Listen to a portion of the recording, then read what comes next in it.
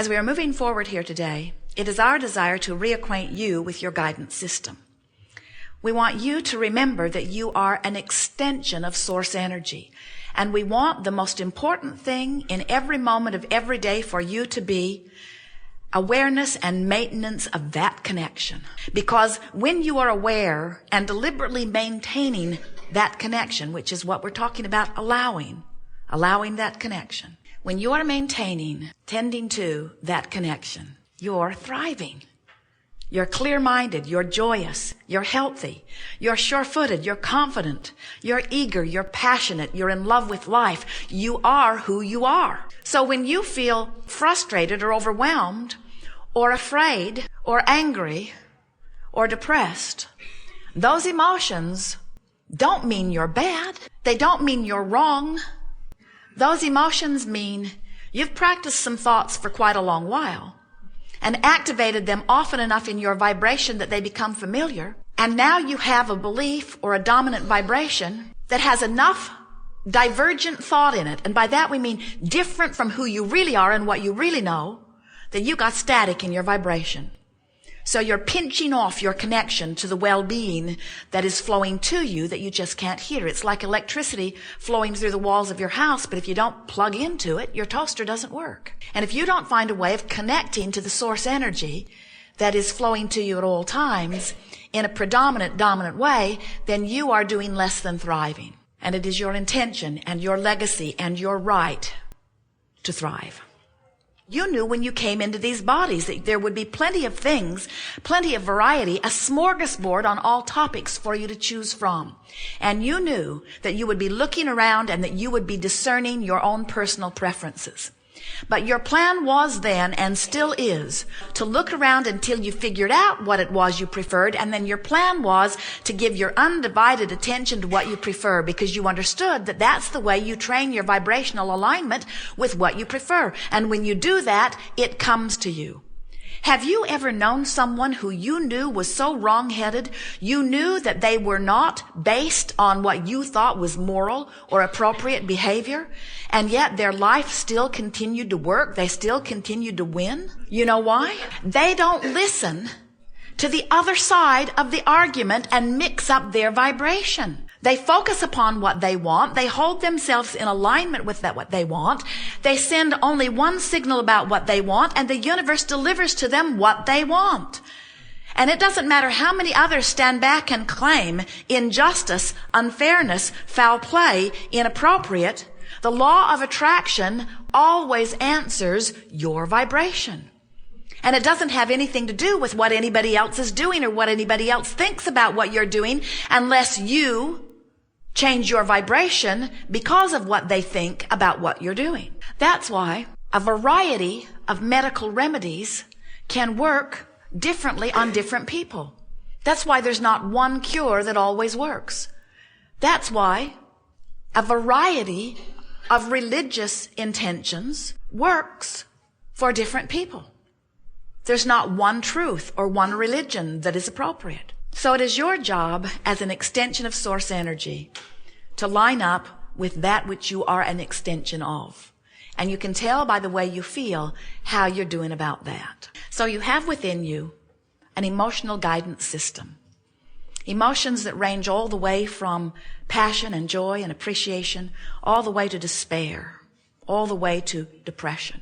We want you to feel with us for just a moment that no matter what name you give or label you give these emotions, there is passion and appreciation and love and joy and knowing.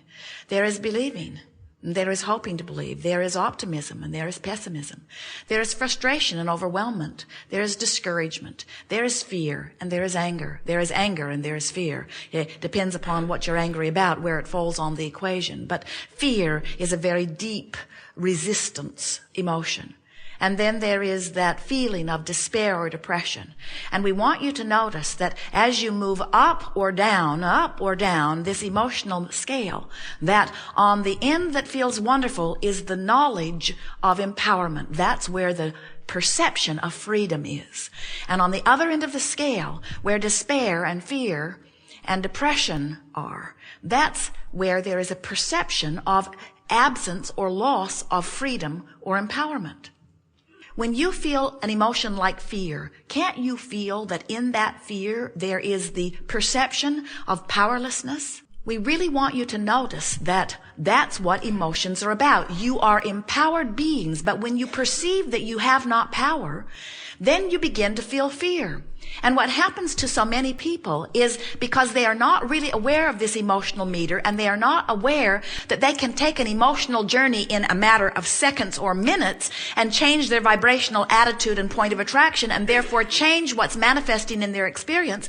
Because so many people have forgotten that, don't remember that, or have taught themselves something very different from that as they have attempted to please others in this physical body. What begins to happen is that large segments of your population, which just means a lot of individuals who become mass consciousness, come to believe that the way they control the way they feel, which is important to every one of them no matter what they say, the way they control the way they feel is by trying to change the circumstances that affect them when they focus upon them. When you look at something that makes you feel good, you say, yeah, I'd vote for that. But when you look at something that makes you feel awful, you say, we've got to do something about that. We've got to get rid of that. We have to change that. We have to take that out of our society or get that off of the face of this earth.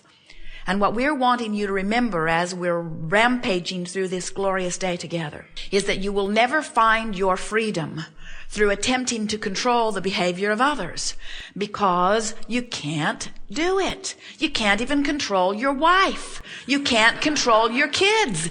You couldn't control your parents when you were kids trying to control your parents. Teachers can't control their students. Employers can't control their employees. Wonderful man in a restaurant the other night, Jerry and Esther's favorite restaurant in this area, said, I have employees and 75% of them I adore, and 25% of them I would like to kill. And he wasn't kidding. You cannot effectively shift the way you feel if you believe the way you feel is contingent upon the changing of some circumstance or condition outside of you. That's why so many masters and teachers have tried to remind you about unconditional love. Unconditional love means love without changing conditions. Unconditional love means staying connected to Source regardless of the conditions, and in the continuing connection to Source, then the conditions must acquiesce to the changed vibration.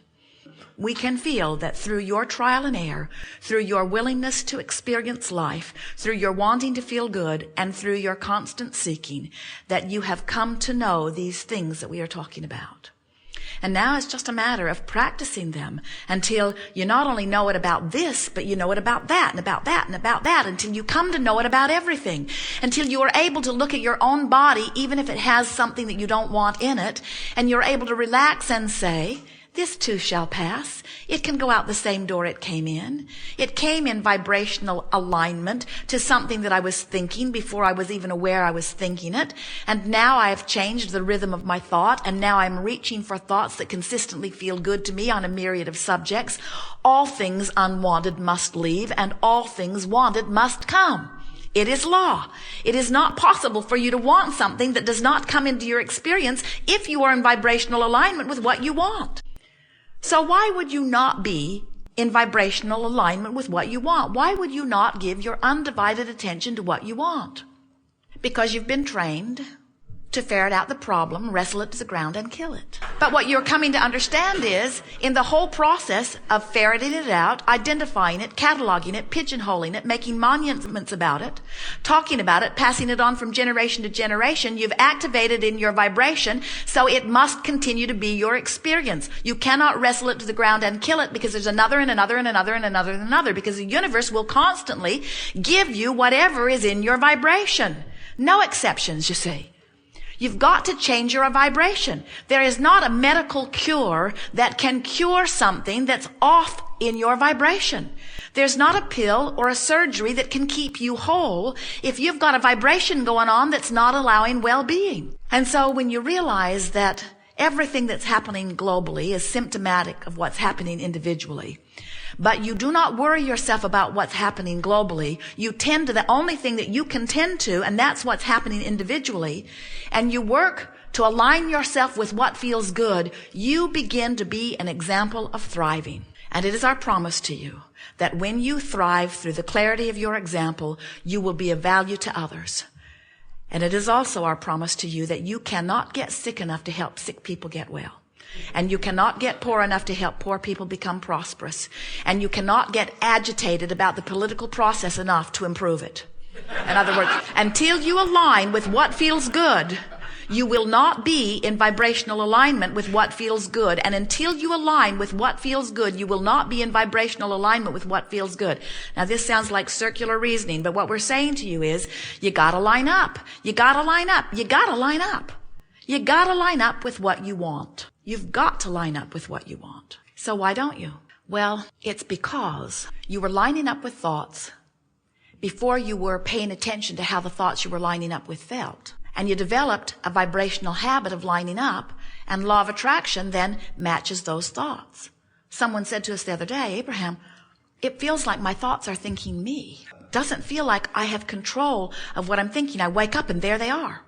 I try to change the subject, but there they are. And we say, well, don't despair. You've just got some thoughts activated, and we know we want to give you the benefit of the doubt. We want you to give yourself the benefit of the doubt. We want you to help let yourself off the hook by saying, law of attraction is really bringing these thoughts in that I've been thinking.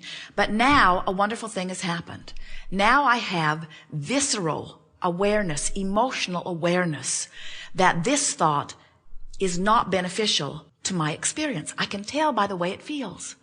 So when I criticize myself, that's not good for me. When I criticize you, that's not good for me. When I find fault with me, that's not good for me. When I find fault with you, that's not good for me. When I worry, that's not good for me. When I worry, I'm actually negatively creating. When I worry, that means what I'm worried about is in the process of becoming. Friends will say, but Abraham, how can I not worry about this fact? And how can I not give this fact, this truth, this evidence my attention? And we say, think about what you're saying. You're saying somebody else who didn't want that gave it their attention, gave it a lot of their attention, achieved vibrational alignment with it, attracted it into their experience, and because they did that, then you should too? If we were standing in your physical shoes, we'd be very particular about what we give our attention to. But we wouldn't go about it by monitoring thoughts. We would go about it by deciding that nothing is more important than that we feel good. And then by little, thought by thought, day by day, subject by subject, reaching for the best feeling thought that we could find in the moment. Joseph Campbell, magnificent teacher, gave you the best words that have ever been spoken on this subject of lining up with source energy and creating your own reality in a way that would please you. He said, follow your bliss. And we say, perfect guidance. But knowing what we do about the emotional scale, if you are in fear or despair, you can't get a whiff of bliss. An attempt to follow bliss from a place of despair leaves you feeling failure, because you can't set your radio tuner at 6:30 a.m. and hear what's being broadcast on 98.6 FM. The frequencies are too far apart. And you can't be in a place of despair because of something you've been observing or living or thinking about. And all of a sudden, quantum leap over into the vibration of bliss. It's not going to happen.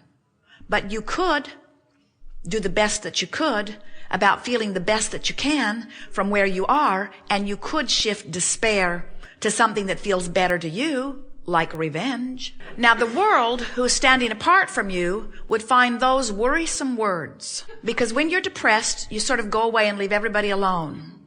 In your feeling of powerlessness, you just slink off and die.